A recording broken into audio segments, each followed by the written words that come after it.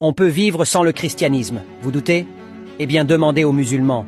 On peut vivre sans l'islam, vous ne croyez pas? Alors demandez aux Chinois. On peut vivre sans le Bouddha. Oui, demandez aux Juifs. On peut vivre sans aucune religion, car elles ne sont que des créations humaines à des fins manipulatrices. Elles peuvent être bonnes ou mauvaises en fonction de leurs utilisations.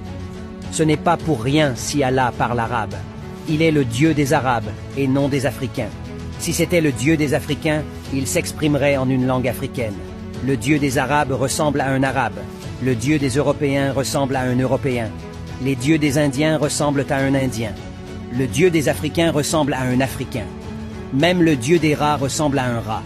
Chaque peuple se crée alors une religion qui est la représentation idéalisée de ses traditions et de sa culture. Cette religion permet ensuite de fixer des limites et de créer un solide sentiment d'appartenance à la communauté.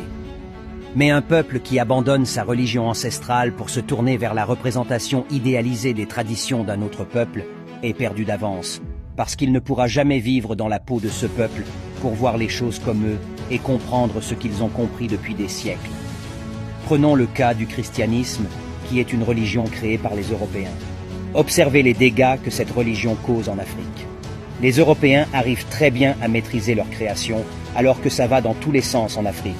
Plus d'églises que d'entreprises, plus de pasteurs que de médecins, d'enseignants, etc. De nos jours, plusieurs Africains chrétiens sont capables de transformer une usine en église et prier pour que Dieu leur donne du travail.